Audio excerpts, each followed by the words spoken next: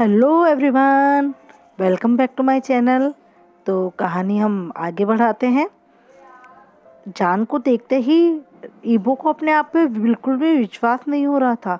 उसे यकीन नहीं हो रहा था कि उसके सामने शाओ जान ही खड़ा है। वो अभी तक ये सब समझ नहीं पा रहा था, पर अब उसे पता चल गया था कि आखिर जान का इतना सारा पैसा जाता कहाँ है। अब उसे पता चल गया था कि जान अपना सारा पैसा अपनी इस कंपनी में लगाता है। जान ने अपने चेहरे पे मास्क लगा रखा था, पर ईबो के लिए तो उसके सामने उसका पूरा चेहरा नजर आ रहा था। वो मनी मनी जान के होठों को किस किए जा रहा था। जब जान के गुड इवनिंग का जवाब किसी ने भी नहीं दिया, तो जान ने फिर से कहा, प्रेसिडेंट वांग, मुझे लगता है आपकी टीम बस मुझे घूरे जा रही है। तो आप प्लीज़ उनसे कहिए कि थोड़ा सा काम पे भी ध्यान दे दे। अगर इन लोगों को मुझे देखने का इतना ही शौक है, तो मैं बाद में अपनी फ़ोटो आपके ऑफिस में भिजवा दूंगा। आप लोग चाहे जितना उसे देखते रहिएगा। जान की बात सुनकर ईबो अपने टीम मेंबर्स को इस तरह से देखने लगा जैसे वो अभी की अभी उन सबको अपनी कंपनी से निकालकर बाहर फेंक देगा। अपने बॉस की गुस्सेल आंखों को देखकर सभी ने अपना ध्यान जान के चेहरे से हटा लिया और शर्म के मारे वो सब खांसने का नाटक करने लगे।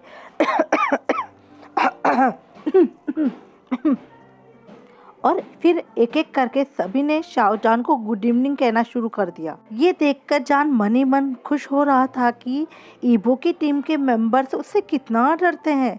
इसका मतलब कि ये अफवाह बिल्कुल ठीक है कि वांग ग्रुप के प्रेसिडेंट बहुत ही खतरनाक है। जान आकर ईबो के सामने वाली कुर्सी पर बैठ गया और कहा कि तो चलिए फिर आज की मीटिंग शुरू करते हैं। ईबो ने युआन की तरफ इशारा किया। इससे पहले कि युआन कुछ कहता, जान ने उसे रोकते हुए कहा कि इससे पहले कि आप कुछ कहें, मैं आपके साथ कुछ जानकारी शेयर करना चाहता हूँ। इससे आप लोगों को पता चल जाएगा कि मैं इन्फिनिटी सॉफ्टवेयर पे अपना मालिकाना हक क्यों जता रहा हूँ। ये सुनकर युआन चौंक गया और अपने भाई की तरफ देखने लगा। उसे इस बात का डर सता रहा था कि कहीं शाओ जान अपनी पहचान सबको ना बता दे। वो ये ना बताते कि उसी ने इन्फिनिटी सॉफ्टवेयर बनाया था, क्योंकि अगर ऐसा हुआ तो लियांग खानदान की नज़र उस पर पड़ जाएगी। तो फिर वो लोग उसकी जान के पीछे हाथ धोकर फिर से पड़ जाएंगे। और युआन ऐसा कुछ भी शाओ जान को करने नहीं देना चाहता था। तभी युआन ने कहा कि प्रेसिडेंट सर, मैं सोच रहा था कि शाओ जान ने फिर से उसे रोकते हुए कहा कि आप किसी भी बात के लिए चिंता मत कीजिएगा। मैं सिर्फ इसमें सॉफ्टवेयर के बारे में बात करूंगा। इसके अलावा मैं कोई भी जानकारी आप लोगों को नहीं दूंगा। जान इशारों इशारों में युआन को समझाने लगा कि तुम्हें इस बारे में चिंता करने की कोई ज़रूरत नहीं। युआन जान की बात को समझते हुए मन ही मन उसे इशारा करता है कि ठीक है, और अपनी कुर्सी पर बैठ जाता है। तभी डेंगलून ने अपना लैपटॉप प्रोजेक्टर से जोड़ दिया और प्रेजेंटेशन दिखाने लगा। उस प्रेजेंटेशन में सारी तरह की जानकारी थी कि कैसे इन्फिनिटी सॉफ्टवेयर को ठीक किया जा सकता है। ये प्रेजेंटेशन शाहजहां ने अपने हाथों से बनाया था और उसने कहा कि अगर ये सॉफ्टवेयर वांग ग्रुप का होता तो आप लोग अब तक इस सॉफ्टवेयर को ठीक कर चुके होते, लेकिन हमारी कंपनी के मेंबर्स इस सॉफ्टवेयर को ठीक कर सकते हैं। प्रेजेंटेशन को देखकर ईबो को इस बात की तसल्ली हुई कि शाओजान ने उस प्रेजेंटेशन में अपने आप को कहीं भी नहीं दिखाया था। हर वीडियो में उसने दूसरे लोगों को ही काम करते हुए दिखाया था। जैसे जैसे शाओजान इन्फिनिटी सॉफ्टवेयर के बारे में सारी इंफॉर्मेशन वहाँ बैठे लोगों को बता रहा था, वैसे वैसे उन लोगों की आंखें चौड़ी होती जा रही थी। उन लोगों को तो विश्वास ही नहीं हो रहा था कि इन्फिनिटी सॉफ्टवेयर को कभी ठीक भी किया जा सकता था। उन लोगों को अपनी आंखों पे विश्वास ही नहीं हो रहा था। उन्हें तो कभी लगा ही नहीं था कि इन्फिनिटी सॉफ्टवेयर को कभी ठीक भी किया जा सकता है। पर इस वीडियो को देखकर उन लोगों को तसल्ली हो गई थी कि अब ये ठीक किया जा सकता है। फिर वे सभी लोग शाओजान की तरफ देखने लगे कि आखिर कैसे उनकी कंपनी ने इन्फिनिटी सॉफ्टवेयर को ठीक कर दिया है। तभी डेंगलून अपनी सीट पे खड़ा हो गया और उसने कहा कि आप लोगों की जानकारी के लिए मैं आपको बताना चाहता हूँ कि जब 7 साल पहले वांग ग्रुप से इन्फिनिटी सॉफ्टवेयर को लॉन्च किया गया था, तब आप लोगों के पास इसके लिए पूरी जानकारी नहीं थी। आप लोगों ने उस समय इन्फिनिटी सॉफ्टवेयर को आधा अधूरा ही लॉन्च किया था, इसलिए सॉफ्टवेयर में इतनी प्रॉब्लम्स आ रही थी। इतना सुनते ही वहाँ बैठे सभी लोग आपस में बात करने लगे कि हम लोगों से इतनी बड़ी गलती कैसे हो सकती है। उन लोगों को तो लगता था कि 7 साल पहले जब उनकी कंपनी ने इस सॉफ्टवेयर को लॉन्च किया था तो उन्होंने बहुत बड़ा कारनामा किया है।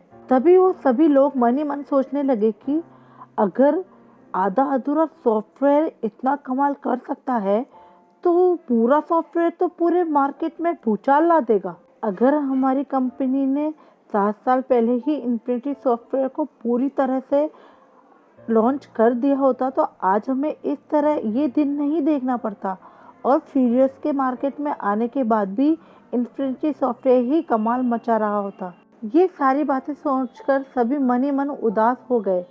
तभी किसी ने कहा कि आपके कहने का मतलब है कि अब इस सॉफ्टवेयर में कोई प्रॉब्लम नहीं है। सभी लोग अपने ख्यालों में इस कदर डूबे हुए थे कि उन्हें पता ही नहीं चला कि आखिर में ये सवाल पूछा किसने है। तभी शाहजहां ने जवाब दिया, हाँ बिल्कुल, अब इस सॉफ्टवेयर में कोई प्रॉब्लम नहीं है। दरअसल 7 साल पहले इस सॉफ्टवेयर को इसी तरह से लॉन्च किया जाना चाहिए था, लेकिन ऐसा हुआ नहीं। मैं आपको ये बताना चाहता हूँ कि 7 साल पहले रोबोटिक टेक्नोलॉजी से इस सॉफ्टवेयर को किसी ने चुरा लिया था और वांग ग्रुप्स को बेच दिया था। पर उस रात की कहानी तो सिर्फ शाहजहां को ही पता थी कि कैसे किसी ने उससे इस सॉफ्टवेयर को छीन लिया था और उसे मौत के मुंह में धकेल दिया था। तभी शाहजहां ने कहा कि अगर फिर से इस सॉफ्टवेयर को लॉन्च किया जाए तो कंपनी को बहुत ज़्यादा प्रॉफिट हो सकता है। शाहजहां आकर अपनी सीट पर बैठ गया और डेंगलून आगे की बात बताने लगा। तभी सबका ध्यान ईबो की तरफ गया। उन्होंने देखा कि ईबो का ध्यान प्रेजेंटेशन पर बिल्कुल भी नहीं था। उसका ध्यान तो उसके सामने बैठे हुए उस रहस्यमयी लड़के पर था और आश्चर्य की बात तो ये थी कि वो अभी तक अपनी सीट से एक बार भी नहीं उठा था। अगर वो दोनों अभी अकेले होते तो शाहजहां अभी उसकी बाहों में होता, पर उसे पता था कि वो लोगों के बीच में है, इसलिए वह चुपचाप बैठे हुए सिर्फ शाहजहां को देखे जा रहा था। थोड़ी देर बाद डेंगलून ने अपनी प्रेजेंटेशन खत्म कर ली और कहा कि आप लोगों को जितनी भी इंफॉर्मेशन देनी थी मैंने सारी आपको बता दी है। अगर आप में से किसी के मन में कोई सवाल हो तो आप मुझसे पूछ सकते हैं। पर आश्चर्य की बात ये थी कि किसी ने भी कोई भी सवाल नहीं पूछा, क्योंकि उन सबके मन में तो अभी सिर्फ एक ही सवाल चल रहा था कि कोई उनकी कंपनी को इतना बड़ा धोखा कैसे दे सकता है। तभी उनमें से किसी एक ने कहा कि आपने जितनी भी जानकारी हमको बताई है उसके लिए मैं धन्यवाद चाहता हूँ, पर इस जानकारी से ये साबित तो नहीं होता कि इन्फिनिटी सॉफ्टवेयर रोबोटिक टेक्नोलॉजी ने बनाया है। साबित तो हो सकता है ना कि अब जाकर आपकी कंपनी के लोगों ने इन्फिनिटी सॉफ्टवेयर को हैक कर लिया हो और आप लोग हमें बेवकूफ़ बनाने के लिए इस तरह की बातें कर रहे हैं। शाहजहां ने उस आदमी को जवाब देते हुए कहा कि मुझे लगता है कि आप मेरी बातों पे ध्यान नहीं दे रहे थे। मैंने साफ साफ बताया है कि किस तरह से उस सॉफ्टवेयर को बनाया गया था। अगर मेरी कंपनी के लोगों ने उस सॉफ्टवेयर को नहीं बनाया होता तो हमारे पास इस तरह की जानकारी कैसे होती। और अगर आपको ऐसा लग रहा है कि हम आपको बेवकूफ़ बना रहे हैं तो मुझे बताइए कि आपकी कंपनी ने उस सॉफ्टवेयर को क्यों नहीं बचाया। अगर आप लोगों के पास सारी जानकारी थी, आपको इसके बारे में सब कुछ पता था, तो फिर आपकी कंपनी ने अपने सॉफ्टवेयर को क्यों नहीं बचाया? क्यों फ्यूरियस के मार्केट में आते ही आपका सॉफ्टवेयर मुंह के बल गिर गया? शाहजहां के इस जवाब को सुनकर उस आदमी की बोलती बंद हो गई। उसे समझ में ही नहीं आ रहा था कि वो अब क्या कहे। तभी दूसरे आदमी ने कहा कि ठीक है, हम आपकी बात समझ गए, पर क्या आप ये बता सकते हैं कि आप ये बात अब हमें क्यों बता रहे हैं? आप यही बात 7 साल पहले भी बता सकते थे, पर आपने ऐसा कुछ टाइम पर क्यों नहीं किया? शाहजहां ने जवाब दिया, जी हाँ, मैं 7 साल पहले भी ऐसा कर सकता था, पर मैंने ऐसा इसलिए नहीं किया क्योंकि मैं मिस्टर वांग हेन जी की बहुत रिस्पेक्ट करता हूँ। जब मुझे पता चला कि हमसे हमारा सॉफ्टवेयर चुरा कर किसी ने वांग ग्रुप के प्रेसिडेंट मिस्टर वांग हेन को बेच दिया है, तो मुझे बिना मतलब उन शरीफ आदमी को परेशान करना उचित नहीं लगा। इतना कहकर वो ईबो की तरफ देखने लगा कि आखिर वो इस बारे में क्या सोच रहा है। शाहजहां ने फिर से कहा, पर हाल ही में एक बेहतरीन इंसान से मिला हूँ। उसी ने मुझे बताया कि वांग ग्रुप को इन्फिनिटी सॉफ्टवेयर बेचने वाला कोई और नहीं बल्कि लियांग खानदान है। इसलिए मैं बताना चाहता हूँ कि इसके लिए उन्हीं को जिम्मेदार ठहराया जाना चाहिए, किसी और को नहीं। उन्होंने दोनों कंपनियों को बेवकूफ़ बनाया है और हमारी पीठ पीछे ही हमें धोखा दिया है। शाहजहां की बात सुनते ही वो चौंक गया। अब उसे समझ में आ रहा था कि शाहजहां आखिर क्या करने की कोशिश कर रहा है। वहाँ उस कॉन्फ्रेंस रूम में बहुत सारे लोग ऐसे भी बैठे हुए थे जो लियांग खानदान का सपोर्ट करते हैं और उन लोगों के साथ बिजनेस करते हैं। शाहजहां उन लोगों को उनके खिलाफ करना चाहता है। अब तो ये समय ही बताएगा कि आखिर आगे होता क्या है। ईबो अच्छी तरह जानता था कि वांग ग्रुप चाहकर भी लियांग खानदान के बिजनेस को बर्बाद नहीं कर सकता है, लेकिन जो लोग उनके बिजनेस में पैसा लगा रहे हैं, अगर उन्हें ही उनके खिलाफ कर दिया जाए तो बात बन सकती है। इतना कहकर शाहजहां मुस्कुराने लगा और उन सभी की तरफ देखने लगा। उसने कहा कि अब ये आप लोगों पर डिपेंड करता है कि आप मेरी बातों पे विश्वास करना चाहते हैं या हमारे साथ कोर्ट में मुकदमा लड़ना चाहते हैं। हम दोनों के लिए तैयार है। जान की बात सुनकर ईबो मुंह बनाने लगा और सोचने लगा कि जान आज कुछ ज़्यादा ही बोल रहा है, क्योंकि जहाँ तक मैं जानता हूँ लियांग खानदान उसके बारे में जानने की पूरी कोशिश करेगा। उसे पूरा भरोसा था कि वो इस राज को जानने की पूरी कोशिश करेंगे कि इस कंपनी का प्रेसिडेंट कौन है और उसका नाम क्या है। ईबो ने कहा, मुझे लगता है कि हम लोगों को, पर तभी शाहजहां ने उसे रोक दिया और कहा कि प्रेसिडेंट वांग, आपको बीच में रोकने के लिए मैं माफ़ी चाहता हूँ, पर इससे पहले कि हम कोई फैसला लें, मैं आपको एक बात बता देना चाहता हूँ। तभी शाहजहां ने जोमिंग की तरफ इशारा किया और मिंग ने एक ईमेल सभी के फ़ोन पर भेज दिया। वहाँ बैठे सभी लोगों का फ़ोन एक एक करके बजने लगा। तभी शाहजहां ने कहा, आप लोग सब अपना ईमेल चेक कर सकते हैं। मैंने आप लोगों को कुछ ज़रूरी कागजात भेजे हैं, पर प्लीज़ आप सब लोग मुझसे ये मत पूछिएगा कि मुझे आप लोगों की ईमेल आईडी कहाँ से मिली। मेरे लिए सब कोई बड़ी बात नहीं है। आप पहले एक बार उस जानकारी को चेक कर लीजिए, उसके बाद मैं आपको आगे बताऊंगा। शाहजहां की बात सुनकर कुछ लोग अपने फ़ोन में और कुछ लोग अपने लैपटॉप में ईमेल चेक करने लगे। उन्हें समझ नहीं आ रहा था कि शाहजहां क्या कहने की कोशिश कर रहा है। थोड़ी देर बाद शाहजहां ने कहा कि अभी आप लोग को स्क्रीन में जो कुछ भी देख रहे हैं, उस डॉक्यूमेंट को आपकी कंपनी ने हमारी कंपनी को 1 साल पहले भेजा था। हमें ये प्रपोजल अच्छा लगा था, पर ये इतना अच्छा भी नहीं था कि हम आप लोगों के साथ काम करें। पर पिछले हफ्ते आपके प्रेसिडेंट मिस्टर वांग यीबो पर्सनली मुझसे मिलकर मुझे एक प्रोजेक्ट के लिए काम करने के लिए कह रहे थे। वो मुझे बता रहे थे कि वांग ग्रुप कंपनी रोबोटिक टेक्नोलॉजी के साथ मिलकर रोबोट बनाने का काम करेगी। ये सारी इन्फॉर्मेशन आपके ईमेल में दी गई है, आप सब वो देख सकते हैं। ईवो मन ही मन में सोचने लगा कि जान, मैंने तुम्हें बताया था कि ये प्रोजेक्ट तो अभी शुरू भी नहीं हुआ है। मैंने तो बस मजाक मजाक में तुम्हें ये सब बताया था, और जहाँ तक मुझे याद है मैंने तुम्हें कोई ऑफिशियल प्रपोजल नहीं दिया था। तुम्हें क्या लगता है मुझे तुम्हारी चाल समझ में नहीं आ रही है? तुम इन सब के माध्यम से सबको लियांग खानदान के खिलाफ करना चाहते हो। शाहजहां के इतना कहते ही सभी लोग नई फाइल को खोलकर देखने लगे।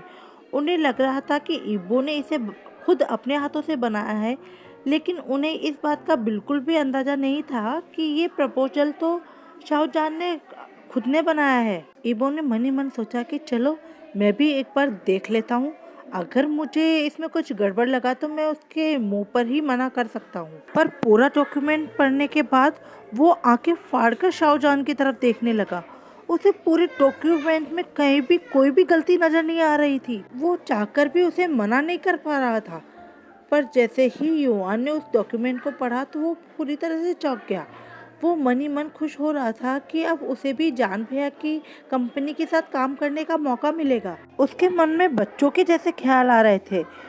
वो मन ही मन सोच रहा था कि अब मैं भी अपने सपनों को पूरा कर सकता हूँ। मैं भी ऐसे रोबोट बना सकता हूँ जो हमारे लिए सारे काम करेगा।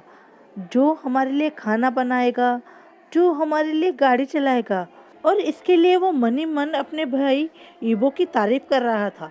उसे बिल्कुल भी भरोसा नहीं हो रहा था कि उसके भैया ऐसा भी सोच सकते हैं। थोड़ी देर बाद शाओजान ने कहा कि ठीक है, अब आप लोग मुझे ये बता सकते हैं कि आप लोगों को ये पसंद है या नहीं, क्योंकि अगर आप लोगों को ये प्रपोजल पसंद नहीं आएगा तो फिर हम इसका फैसला अदालत में कर सकते हैं। इससे पहले कि शाओजान कुछ और कहता, सभी लोग अपना सिर हाँ में हिलाने लगे। कोई कह रहा था कि हाँ, मुझे आपका प्रपोजल पसंद है।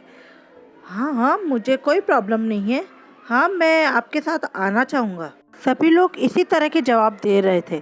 सभी लोगों ने हाँ में जवाब दिया, लेकिन ईबो ने अभी तक कोई जवाब नहीं दिया था, इसलिए सभी लोग उसकी तरफ देख रहे थे और सोच रहे थे कि आखिरकार बॉस क्या जवाब देंगे। युआन भी अपने भाई की तरफ देखने लगा। वो इस बात को समझने की कोशिश कर रहा था कि उसके भाई के मन में आखिर चल क्या रहा है, पर हर बार की तरह इस बार भी ईबो के चेहरे से कुछ भी पता नहीं चल रहा था। पर उसे एक बात बड़ी अजीब लग रही थी। वो सोच रहा था कि अगर ये प्रपोजल भैया ने बनाया है तो वो इतनी देर से इसके बारे में क्या सोच रहे हैं, कहीं किसी और ने।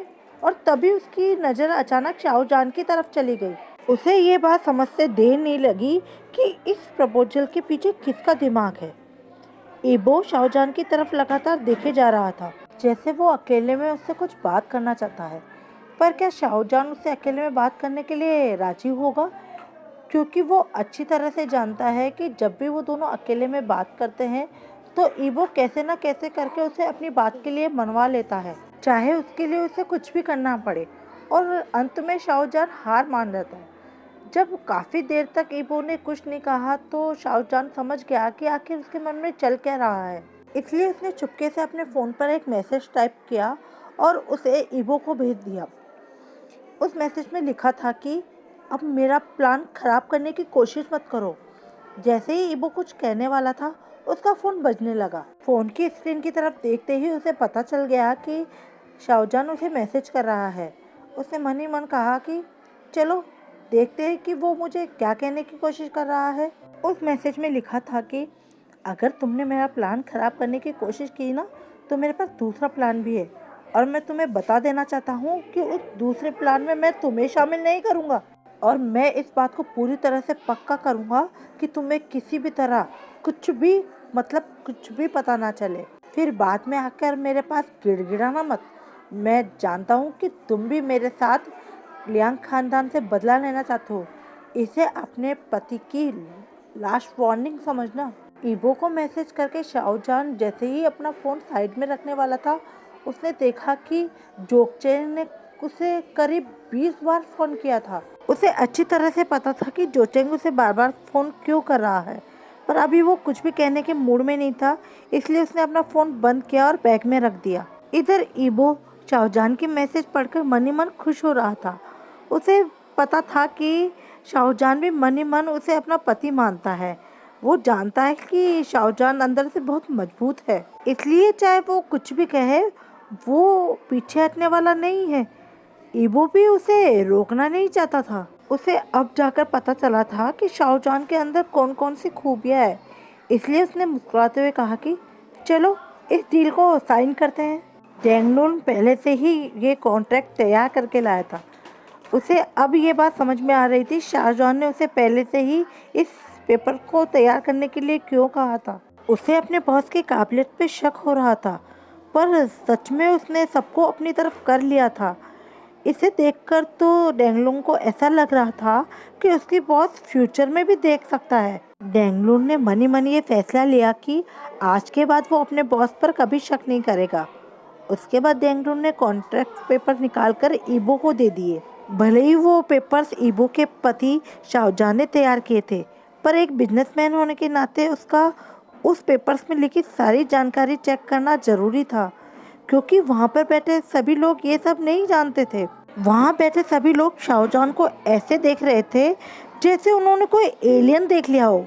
उन्हें अपनी आंखों पर अब भी विश्वास नहीं हो रहा था कि एक इतनी कम उम्र का जवान लड़का इस तरह का कारनामा भी कर सकता है। वो लोग मन ही मन खुश हो रहे थे कि अगर ये डील साइन हो गई तो उन लोगों की कमाई बहुत ज़्यादा हो जाएगी। पेपर साइन करने के बाद ईबो ने शाहजहां से हाथ मिलाया और कहा कि आपको बहुत बहुत बधाई हो, हम लोग साथ मिलकर आगे भी बहुत सारे काम करेंगे। तभी उसने शाहजहां के कान में कहा कि मेरा इंतजार करना, मैं तुम्हारे साथ चलूँगा। फिर वो अपने आसपास ये देखकर पक्का करने की कोशिश कर रहा था कि कहीं उसकी बात किसी ने सुनी तो नहीं। शाहजहां ने अपना सिर हिलाया और अपनी टीम के साथ कॉन्फ्रेंस रूम से बाहर चला गया। सबके लिए आज का दिन लगभग खत्म होने वाला था, पर शाहजहां के लिए आज की रात बहुत लंबी होने वाली थी, क्योंकि उसे अच्छी तरह पता था कि ईबो इस बात को इतनी आसानी से जाने देने वाला नहीं है। उसने डेंगलून और जोंगमिन से कहा कि वो दोनों अपने घर चले जाए और मैं चेंगे के साथ अपनी गाड़ी में अपने घर चला जाऊंगा। पर असल में वो उन दोनों से झूठ बोल रहा था। जैसे ही वो पार्किंग लॉट में पहुंचा, चेंगी वहां पर उसका इंतजार कर रहा था। उसने चेंगी को पैसेंजर सीट पर बैठने को कहा और खुद गाड़ी चलाकर कंपनी से बाहर निकल गया। रात के 10 बजे ओशन व्यू बार में एक लड़का गाड़ी से निकलकर बार के गेट की तरफ जाने लगा। हर कोई उसे देख रहा था, हर कोई उसे कुछ कहने की कोशिश कर रहा था, पर उसके पीछे हट्टा कट्टा तगड़ा आदमी देखकर सबकी सिट्टी पिट्टी गुम हो गई थी। लोग चाहकर भी कुछ भी नहीं बोल पाए। तभी शाहजहां ने चेंगी से कहा कि तुम इस बात का ध्यान रखना कि कोई भी मेरे पास ना आए, और अगर कोई मेरे साथ बदतमीजी करने की कोशिश करता है तो तुम उसे अपने अंदाज में हैंडल कर सकते हो, और अगर तुम्हारा कुछ पीने का मन हो तो तुम अपने लिए ऑर्डर कर सकते हो। फिर वो एक कोने में जाकर बैठ गया और उसने अपने लिए एक वाइन की बोतल ऑर्डर की। जब भी कोई उसके आसपास आने की कोशिश करता तो चेंगी उसे घूरने लगता और उसके देखते ही सब लोग डर के मारे वहां से भाग जाते थे। शाहजहां को देखकर चेंगी को लग रहा था कि वो किसी बात को लेकर उदास है। वो अच्छी तरह से बात नहीं कर पाता था, इसलिए उसने बेहतर यही समझा कि वो उसे हर खतरे से दूर रखे। इस तरह से वो शाहजहां की मदद कर सकता है। शाहजहां को इस तरह का माहौल कभी भी पसंद नहीं था। उसे हमेशा से शांत वातावरण में बैठने का शौक था, पर अभी उसका मन उदास था, इसलिए अपने मन को बहलाने के लिए वो कुछ भी कर सकता था। वो बस वाइन पीकर अपने दर्द को भुलाना चाहता था। उसे पता था कि इस तरह ये उसके दर्द का इलाज नहीं है, पर कम से कम थोड़ी देर के लिए तो वो अपने दर्द को भूल जाएगा। थोड़ी देर में वो 2 बोतल वाइन पी गया। फिर उसने अपने लिए तीसरी बोतल वाइन ऑर्डर करी। फिर वो हंसने लगा और चेंगी से कहने लगा कि तुम इतनी दूर क्यों बैठे हो, यहाँ आकर मेरे पास बैठो। बताओ तुम्हें क्या पीना है, तुम्हें क्या पसंद है, तुम्हें जो पसंद है वो तुम पी सकते हो। फिर उसने बारटेंडर से कहा कि मेरे साथ जो आदमी बैठा है उसके लिए कोई भी ड्रिंक लेकर आओ। तभी एक आदमी शाहजहां के पास आया। चेंगी ने जैसे ही उसे देखा तो उसने इशारों इशारों में उससे कहा कि वो चुपचाप यहाँ से चला जाए। फिर उस आदमी ने दूर से ही कहा कि सर, आप यहाँ अकेले क्यों बैठे हैं? अगर आप पार्टी ही करना चाहते हैं तो मैं आपके साथ पार्टी करने के लिए तैयार हूँ। मैं आपसे वादा करता हूँ कि आपको बहुत मज़ा आएगा। तभी शाहजहां ने उस आदमी की तरफ देखते हुए कहा कि अभी की अभी यहाँ से दफ़ा हो जाओ और दोबारा अपनी शक्ल मत दिखाना। अपनी शक्ल देखी है तुमने आईने में कभी? मेरा बॉयफ्रेंड तुमसे लाख गुना अच्छा है। चुपचाप यहाँ से अपने घर चले जाओ, तुम्हारी मम्मी तुम्हारा इंतजार कर रही होगी। उस आदमी ने हंसते हुए कहा कि मेरी मम्मी मेरी मम्मी की तुम्हें चिंता करने की ज़रूरत नहीं है। मेरी मम्मी वृद्धाश्रम में रहती है। हम दोनों के अलावा मेरे घर पर कोई भी नहीं होगा। वैसे भी मेरा घर शहर के सबसे पॉश इलाके में है। ये सुनकर शाहजहां चौंक गया। शाहजहां ने कहा, अगर तुम्हारा घर शहर के पॉश इलाके में है तो तुम्हारी मम्मी वृद्धाश्रम में क्यों रहती है? उन्हें तुम अपने पास क्यों नहीं रखते? इतना पैसा होने के बाद भी तुम अपनी माँ की देखभाल नहीं कर सकते? तभी चेंगी उस आदमी के पास आ गया और वो उस आदमी के साथ कुछ करने ही वाला। तभी शाहजहां ने उसे रोकते हुए कहा कि मैं ठीक हूँ, अभी तुम्हें उसके साथ कुछ भी करने की ज़रूरत नहीं है। तभी उस आदमी ने फिर से कहा, मैंने तुम्हारे जैसा खूबसूरत आदमी आज तक नहीं देखा। तुम्हें ये सुंदरता कहाँ से मिली है? ये सुनकर शाहजहां मुस्कुराने लगा। उसने कहा कि मुझे पता है कि मैं सुंदर हूँ।